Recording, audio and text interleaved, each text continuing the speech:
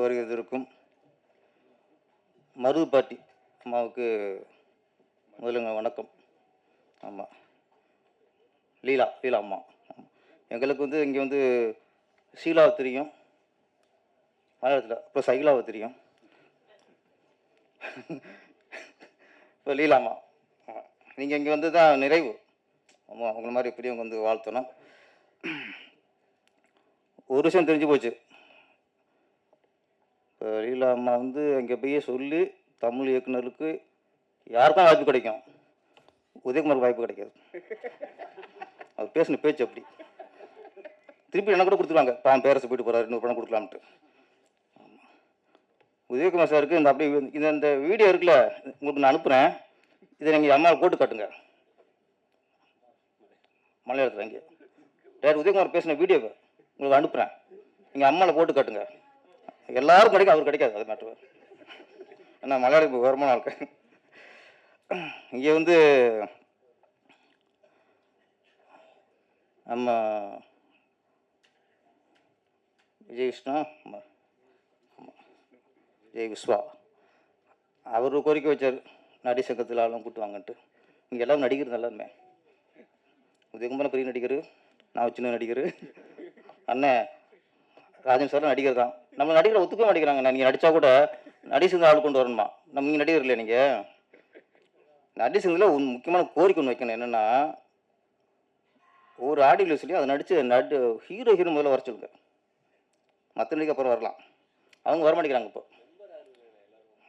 இல்லை கரைச்சிடணும். ப்ரொடியூசர் சம்பளம் வாங்க மெம்பர் ஆகிட்ட சம்பளம் வாங்குறிய, அப்போ மெம்பர் ஆலையில் சம்பளம் வாங்குறாங்கல்ல. ஒரு ஒத்துழைப்பு. எல்லாரும் வராங்கன்னா, இப்போ அங்கே கேரளாந்து வந்திருக்காங்க, இந்த அம்பிகா மோகன் மேடம் வந்திருக்காங்க. எதுக்கு வந்திருக்காங்க? சப்போர்ட்டிங் தான். இங்கே சப்போர்ட்டிங் ஆர்டிஸ்ட் தான் வராங்க. சப்போர்ட்டிங்கு மெயினர்ஸ் வர்றதில்ல. இது பேசி பேசி இப்போ பழைய கதையாக போச்சு. இது என் சுவாசமே டைட்டில் மட்டும் தமிழில் இருக்குது, மற்ற எல்லாம் மலையாளம் தான். இங்கே இல்லை ராஜன் சார், உதயகுமார் சார், நான், ராஜேஷ் சார், மறு ஆளுக்கு தான். ஆமாம், நம்ம சாரின் ஜாப்ளு, கொசுறுகள் கொஞ்சம் தமிழ் கொஞ்சம் இருக்குது, அவ்வளோதான். ஆனால் மனசு நிறைவாக இருக்குது. ஏன்னா இந்த ஒரு நிகழ்ச்சி, இந்த மாதிரி நிகழ்ச்சி இருக்கும்போது நம்மளுக்கு பங்களிக்கும் போது சந்தோஷம்தான். நம்ம தமிழ்நாட்டை பொறுத்த வரைக்கும் இங்கே மொழி எப்போவுமே பார்க்குறதில்ல. மலையாளி, கன்னடம், தெலுங்குலாம் பார்க்குறதே இல்லை. மலையாள ஹீரோக்கள் பெருசாக இருப்பாங்க, கன்னடத்தில் வந்தவங்க பெருசாக இருப்பாங்க, தெலுங்கு வந்தவங்க பெருசாக இருப்பாங்க. எல்லாத்தையும் கொண்டாடுறதான். அதனால் இது வந்து இங்கே பாடு ஊற்றி பேசுகிறதே கூடாது. ஃபஸ்ட்டுங்க இங்கே நம்மள தமிழ்நாட்டை பொறுத்த வரைக்கும் எல்லா மொழியும் ஒன்று தான். அதே மாதிரி ஜாதியும் பார்க்கக்கூடாது, மதமும் பார்க்கக்கூடாது. அந்த அது கொஞ்சம் ஜாதிகள் விஷயம் கொஞ்சம் இப்போ தான் கொஞ்சம் அங்கங்கே வருது. அதெல்லாம் இப்போவே தவிர்த்துடணும். சினிமாங்கிறது ஒட்டுமொத்த கலைஞருக்குன்னு உள்ளது. அப்புறம் கவிஞர் ஸ்ரீவித்யா மேடமா அவங்க சொன்னாங்க, நீ தமிழ். ஆமாம், கவிஞர் கோவம் வந்துருச்சு. என்னடா அது, ஒரு தமிழ் கவிஞரையே பேரை சொல்ல மறந்துட்டாங்கட்டு. கவிஞர் ஸ்ரீவித்யா மேடம் அவங்க சொன்னாங்க, நல்ல விஷயம் சொன்னது. அது ரொம்ப டென்ஷன் ஆகிட்டார் உதயகுமார் சார். பாவம், பெண்கள் வந்து அவங்க உடம்பை ஃபோக்கஸ் பண்ணாதீங்க. ஒரு பொண்ணாக இருந்து அவங்க ஆதங்கம் தான் அது. அவங்க சொல்ல வேண்டியது அவங்க கடமை அது. ஆமாம், உதயகுமார் சார் கொஞ்சம் கோவம் வந்துருச்சு. உங்க சொல்லி இது எடுக்காம விட்டுருவாங்களோ உண்டு, இது மாதிரி பார்க்க போயிருமோ விட்டு அவருக்கு கோவம். ஆமாம், அவர் பாருங்க, கதாநாயகி வளையம்னா அவர் கிளம்பிட்டார் உதயகுமார் சார். இந்த ஐட்டு சாங்கில் ஆனாங்களே அந்த பொண்ணு வளையணும்னா விஜயகுமார் சார் கிளம்பிட்டார். இப்படி ஒவ்வொன்றா கிளம்பிட்டா அப்போ யாரும் இருக்குது? நானும் ராஜன் சார் தான் கொஞ்சம் இழிச்ச வாங்கி கூட இருக்கு. யார் வந்தாலும் கரெக்டாக கடைசியில் உட்காரணும். இந்த மலையாளிகள் அதிகமாக உள்ள மேடைங்கிறனால சில விஷயங்களை பகிர்ந்துக்கணும். நான் டைரக்ஷன் பண்ணும்போது ஒரு புட்டி சொன்னாருங்கிட்ட, சார் நீங்கள் எடிட்ரு ஆர்டேட்ரு யாரும் வச்சுக்கங்க சார், கேமரா மட்டும் கொஞ்சம் மலையாளியாக போட்டுங்க சார். எதுவும் அனுமதி சொல்லிடுவார் அவர். நீங்கள் கேமரா மட்டும் நான் கொஞ்சம் மலையாளியாக போட்டுங்க சார். எனக்கு எதுக்கு சொல்ல தெரியல. ஏன்னா அவங்க லைட்டிங் ஸ்பீடு, இது எல்லாமே அவர் கவனிச்சு சொல்லியிருக்காரு. அப்போ என்னோட படத்தில் ஒரு மலையாளி நான் போட்டேன். மலையாளின்னு போடல, நல்ல கேமராமேன் போட்டேன். அவர் மலையாளம் இருந்துக்காது, நம்ம ஒன்றும் சொல்ல முடியாது, நம்ம மொழி பார்க்குறது இல்லையா. அப்போ கவனிக்கும் போது அந்த புடி சொன்ன ஞாபகம் வச்சு எனக்கு. கரெக்டாக அந்த டைமிங், லைட்டிங் பண்ணுற ஸ்பீடு, கரெக்டாக என்ன லைட் வேணுமோ அதை சொல்கிறது கரெக்டாக பார்த்து. அப்போ ஓகே, அப்போ சொல்லி ஞாபகம் வச்சு. இப்போ கேமராமேன் ஒரு மலையாளியை போட்டால் அது கொஞ்சம் கரெக்டாக இருக்குன்ட்டு ஒரு புடிசை கவனிச்சது சரியாக தெரிஞ்சு. கேமரா மட்டும் இல்லை, எல்லாமே கரெக்டாக தான் இருப்பாங்க அங்கே. உதயகுமார் சார் வந்து மலையாளம் ரொம்ப பிடிக்கும்ட்டு அப்புறம் தெரிஞ்சது எங்கள் பொண்ணுல பார்த்துருக்காரு காலேஜில். நான் கூட சரி ஆம்பளை நண்பர்கள் பயிர் பரவல இருக்குது பிடிச்சிருக்குன்னு பார்த்தா, கோயம்புத்தூரில் நான் பொண்ணுகளை பார்த்துட்டு ரொம்ப பிடிக்கும்ட்டார். நமக்கு இங்கே கதாநாயகர் எல்லாமே உங்கள் ஆளு தான் மேடம். கதாநாயகர் எல்லாமே கேரளா இறக்குமதி தான், இங்கே அவங்க தான் நம்பர் 1 இருப்பாங்க. ஏன்னா பெண்கிட்ட ஃபஸ்ட் நாங்கள் மொழி பார்க்குறது இருப்பேன், ஆண்கிட்ட பார்ப்போம். யாராவது அரசியல் இறங்கிட்டா மலையாளியும் போவோம். நடிக்கிற வரைக்கும் சொல்ல மாட்டோம், நாங்கள் நடிக்கிற வரைக்கும் சொல்லவே மாட்டோம். பெரிய ஸ்டாராக கொண்டாடுவோம். அரசியல் வராதுன்னு தெரிஞ்சுட்டா அப்போ தான் நம்மளுக்கு மலையாளின்றாங்க, கன்னடம்பாங்க, தெலுங்காரம்பாங்க. நடிக்கிற வரைக்கும் இந்த பிரச்சனை இல்லைங்க, அரசியலுக்கு தான் இங்கே பிரச்சனை.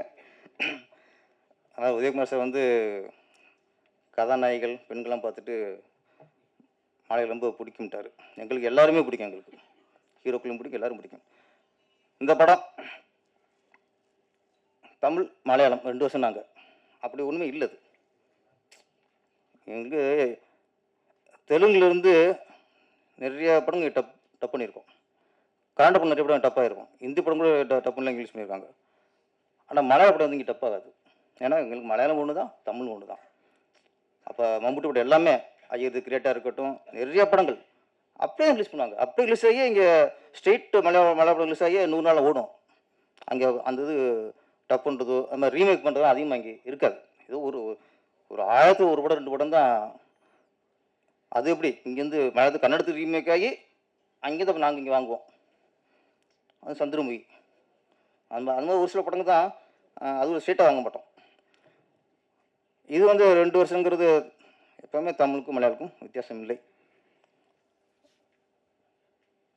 அது வந்து மலையாளி பேசும்போது பார்த்தா கவனித்து பேசினா அவங்க பேசும்போது கவனிச்சிங்கன்னா அழகான தமிழ் வார்த்தைலாம் மலையாளத்தில் இருக்குது. தமிழ் நிறைய வார்த்தைகள் மறி போச்சு. ஈழத்தமிழிலும் மலையாளத்திலும் தான் செந்தமிழ் இன்றைக்கி வாழ்ந்துட்டு இருக்கு. அவங்க ஒத்துக்கணும் ஃபஸ்ட்டு. நீங்கள் இளைஞர் தமிழை பேசி பாருங்க, தப்பித்தோட இங்கிலீஷ் வார்த்தை கலந்துடாது, அப்படியே அழகாக செந்தமிழில் பேசுவாங்க. அதுமாதிரி மலையாளில் நிறைய மலையாளம் பேசும்போது நிறைய வார்த்தைகள் நமக்கு செந்தமிழ் தெரியும். என்னை பொறுத்த வரைக்கும் ஒரு தமிழன் தமிழ் பேச கூட, என்னை மாதிரி சொல்கிறேன், ஒரு தமிழன் தமிழ் பேசும்போது கூட சிறு புரியாது. ஆனால் மலையாளத்தில் பேசும்போது எங்களுக்கு நல்லா புரியும். எங்களுக்கு பேச தெரியாத தவிர மலையாளம் பேசும்போது நல்லா எங்களுக்கு புரியும். அந்தளவுக்கு மலையாளத்துக்கும் தமிழுக்கும் ரொம்ப தொடர்பு இருக்குது. நான் அந்த ரைட்ஸ் மட்டும் சொன்னேன். இப்போ மலையாளத்துலேருந்து டப் பண்ணுறதில்ல, ரீமேக் பண்ணுறதில்ல. தெலுங்குலேருந்து பண்ணுவோம், ரீமேக் பண்ணுவோம். ஹிந்திலேருந்து ரீமேக் பண்ணுவோம், கன்னடத்துலேருந்து ரீமேக் பண்ணுவோம். இப்போ அதில் ஒரு சின்ன பிரச்சனை, ஒரு சின்ன ஆபத்து. ராஜன் சார் மாதிரி ஆளுக்கு கொஞ்சம் அதை கொஞ்சம் கவனிக்கணும். ஏற்கனவே ஒரு விஷயத்தில் நம்ம விட்டு தான் இன்றைக்கி சினிமா அழிஞ்சு போச்சு. டிவி ரைட்ஸ் கொடுப்போம்ல, அப்போது 5 வருஷத்துக்கு கூட ரெனியூ பண்ணணும் கரெக்டா. அப்போ 20 வருஷத்துக்கு முன்னாடி டிவி ரைட்ஸ் கொடுத்தா அது 5 வருஷம்தான் அவங்களுக்கு ரைட்ஸ் இருக்குது. 5 வருஷத்துக்கு அப்புறம் திருப்பி ரெனியூ பண்ணல, வேறு டிவிக்கு விற்றுக்கலாம். அந்த ஹோல்டு தேவைப்பட இருந்துச்சு, இப்போ இல்லை.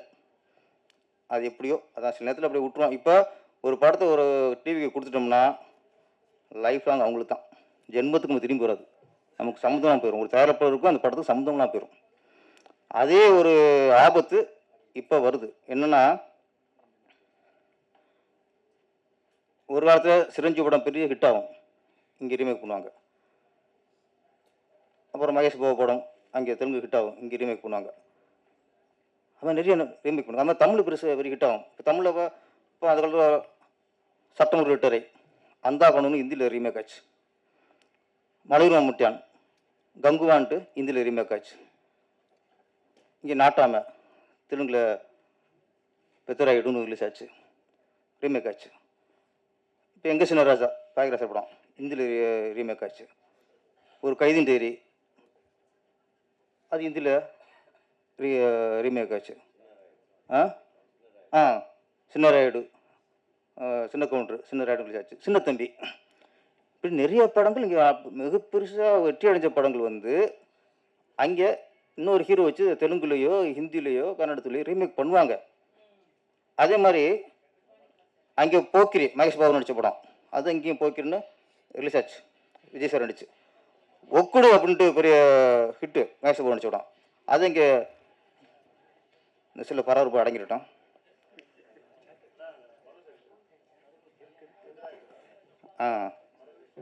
ஆமாம்,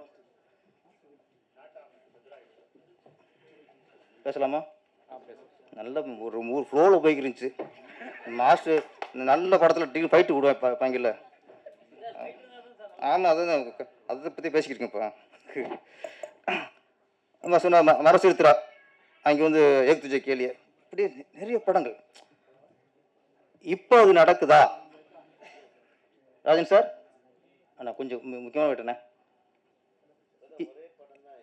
ஏன்னா எங்கே ஆபத்து அப்படின்னா இன்னைக்கு ஓடிடி பிளாட்ஃபார்முக்கு மொத்த குத்திக்கும் கொடுத்துறிய கொடுத்துட்டா அவன் வந்து டப்பிங் பண்ணலாம், அவனே என்ன பண்ணிக்கலாம். அதுக்கப்புறம் அது அந்த படத்துக்கு அவன் சம்மந்தம் இல்லை. இப்போ என்ன ஆகுது, தெலுங்கில் மகேஷ் பாபு நடிச்ச பெரிய ஹிட்டுன்னா நம்ம இங்கே வாங்குவோம், இல்லை அவனே டப் பண்ணி அவனே ஓட்டிட்டு போட்டு விட்றான். அது மாதிரி தமிழில் பெரிய ஹிட் ஆச்சுன்னா அது தெலுங்கு ரீமேக் பண்ணுறதில்ல. அவன் அவன் அவன் இஷ்டம் தான். அவன் யாரோ டப் பண்ணி போயிடுச்சு அவன் ஒரு தளத்தில் போட்டு விட்றான். அப்போது ஒரு ஒரு ஒரு மொழியில் வந்த ஒரு நல்ல படம் இங்கே ரீமேக் ஆச்சு. இப்போ அது இல்லை, டப்பிங் பண்ணி கொண்டு விட்றாங்க. அப்போ ஒரு நல்ல படத்தை சிறப்பாக பார்ப்போம், டப்பிங் பண்ணி பார்க்கும்போது நம்மளுக்கே அதில் ஒட்டாது, வாய்ஸ் ஒட்டாது, ஒன்று ஒட்டாது, கடமை பண்ணி விட்டுருவாங்க. அது மாதிரி நல்ல படைப்புகள் வந்து ரீமேக் ஆகாமல் முடங்கி போயிடுது. இது ப்ரொடியூசர்களுக்கு எப்படி நம்ம டிவி சேனலுக்கு மொத்தமாக கொடுத்துட்டோமோ அதே மாதிரி இப்போது ஓடிடி தளத்துக்கும் நம்ம அடிமை ஆகிட்டோம். படத்தை எடுத்து அவன்கிட்ட காலில் வச்சுருங்க, அதுக்கப்புறம் நமக்கு அவங்க சம்மந்தம் இல்லை. அது கொஞ்சம் ஓடிடி தள ரைட்ஸ் மற்ற அக்ரிமில் போடும்போது இதெல்லாம் கொஞ்சம் பார்க்கணும். இன்னொன்று பாதிப்பு, ஹீரோவுக்கு ஒரு பிடிச்ச படம்னே பெரிய ஹிட் ஆச்சுன்னா அப்படி ரீமேக் ஆகும்போது அந்த ரீமேக் ரைட்ஸ் வரும், அது கட் ஆயிடுச்சு. அந்த ரீமேக் ஆகும்போது இயக்குநர்களுக்கு அந்த ரைட்ஸில் பங்கு இருக்கும், அதுவும் போச்சு. இப்போ தயாரிப்பாளருக்கும் பாதிப்பு, மிகப்பெரிய பாதிப்பு. இயக்குநர்களுக்கு இந்த ரைட்ஸுக்கு மேட்டர் போச்சு. இப்போ Udayakumar sir dubbing rights remake rights எதுவுமே இல்லை, வாங்க சம்பளம் தான். முன்னெல்லாம் கஷ்டப்பட்டு படம் பண்ணுவோம், சம்பளம் பைசா கிடைக்காது, படம் ஓடிச்சுனதுக்கப்புறம் ரைட்ஸ் நமக்கு தான் வரும். இப்போ அதுவும் போச்சு. மிகப்பெரிய ஆபத்தை நோக்கி இந்த வியாபாரம் போய்கிட்டு இருக்கு, ஓட்டிடி தள வியாபாரம் போய்கிட்டு இருக்கு. அதை கொஞ்சம் சிந்திக்கணும். நம்ம டிவியில் சேனலில் கொண்டு ஒப்படைச்ச மாதிரி இதையும் ஒப்படைச்சிடக்கூடாதுங்கிறது இந்த சபையின் மூலமாக இந்த மேடை மூலம் நான் தெரிவிச்சுக்கிறேன். நன்றி, வணக்கம். என் சுவாசமே மலையாளத்திலிருந்து படம் எடுத்தவங்க தமிழில் நல்ல டைட்டில் வைக்கிறாங்க. ஆனால் தமிழில் படம் எடுக்கிறவங்க இங்கிலீஷில் டைட்டில் வைக்கிறாங்க. தமிழர்கள் நீங்கள் இந்த 6 மாதத்தில் அந்த கணக்கு எடுத்து பாருங்களேன், மேக்சிமம் டைட்டில் வந்து இங்கிலீஷ் தான் இருக்கும். தமிழ் பற்று எங்கே போச்சு? தமிழில் பேர் வச்ச படம் ஓடாதா? தமிழில் பெயர் வைத்த படங்கள்லாம் ஓடியது, சாதனை படைத்தது. இப்போ ஏன் உங்களுக்கு மட்டும் அந்த எண்ணம் வருது? தமிழில் டைட்டில் இல்லையா? ஒரு அன்பு சகோதரர் மலையாள சகோதரருக்கு தெரிகிற அந்த நினைவு கூட நம்ம சகோதரர்களுக்கு இல்லையா என்ற வருத்தத்தை தெரிவிச்சுக்கிறேன். என் சுவாசமே உதயகுமார் அற்புதமாக பேசினார், பேரரசு பேசினார், தம்பி Rajesh music director and producer அவர் பேசினார். இந்த படம் 3 சாங், 2 லவ் சாங், ஒரு குத்து சாங் ரொம்ப நல்லா பண்ணியிருக்காங்க. நல்லா டைரக்டர் ரொம்ப நல்லா பண்ணியிருக்காரு.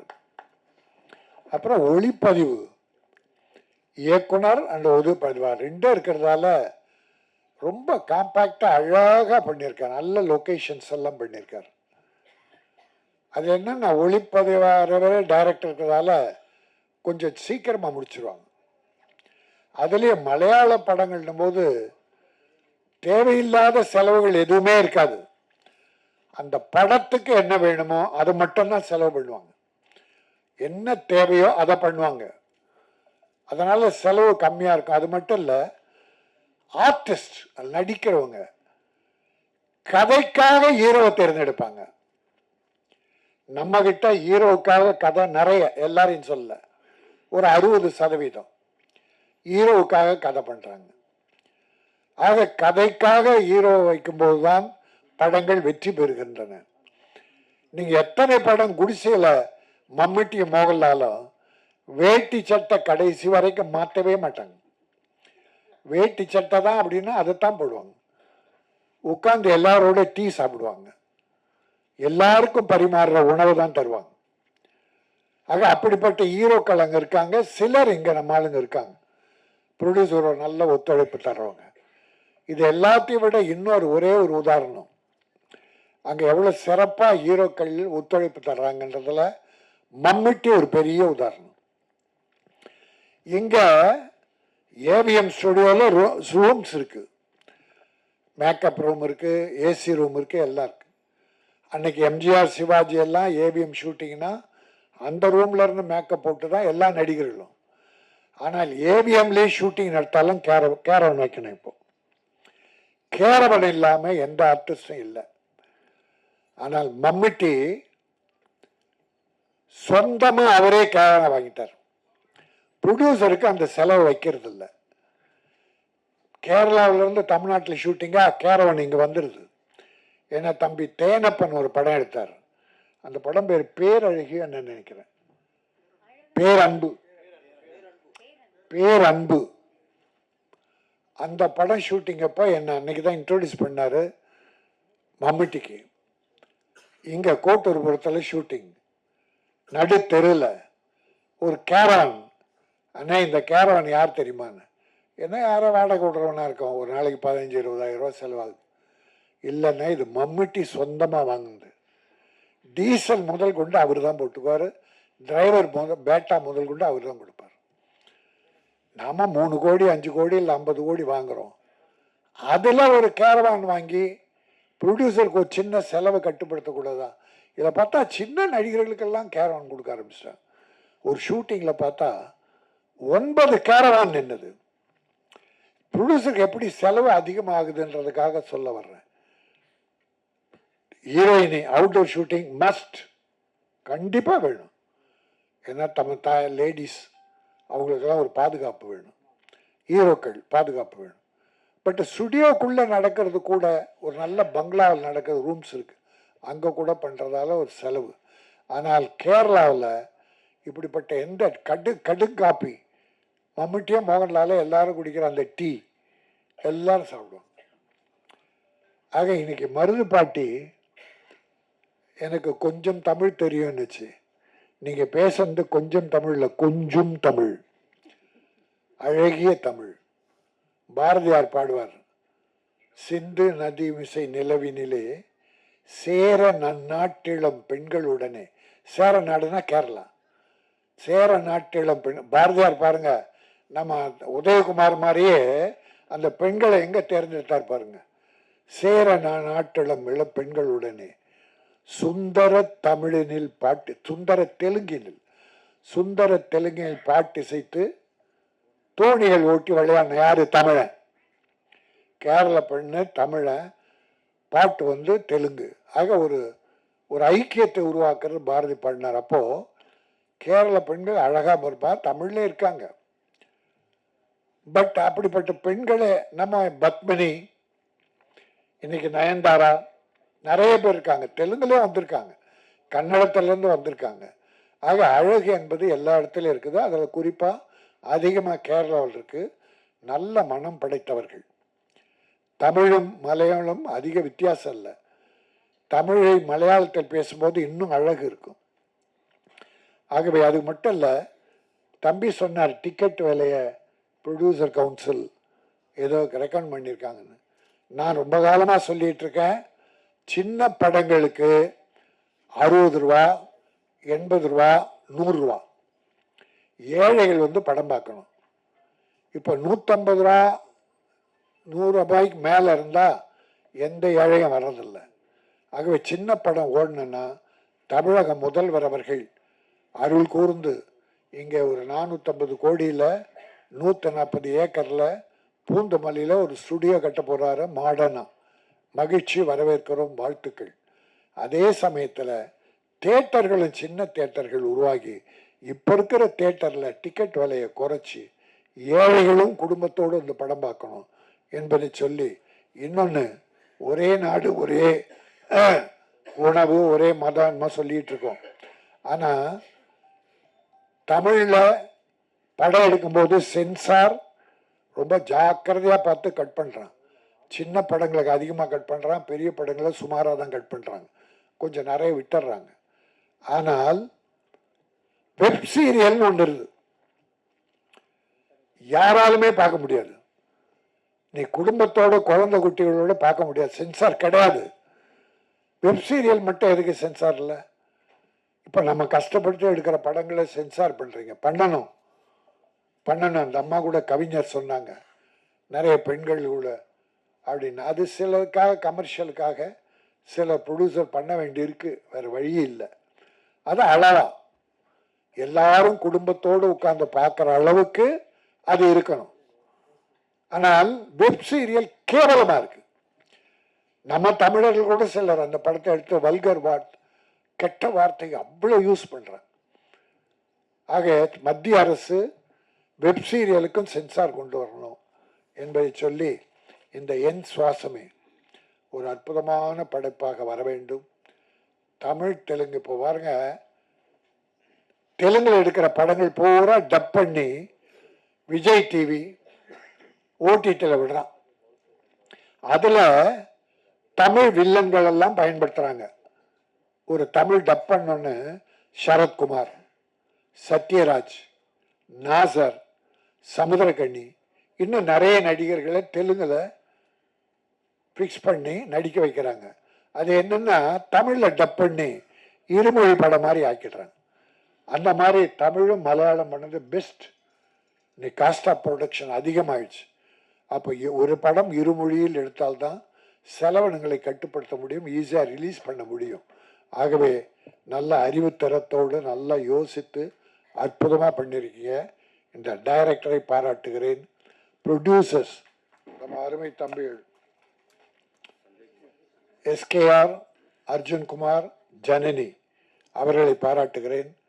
இயக்குனர் அண்டு கேமராமேன் மணி பிரசாத் அவர்களை பாராட்டுகிறேன். மியூசிக் பிஜே மிக சிறப்பாக செய்திருக்கிறீர்கள்.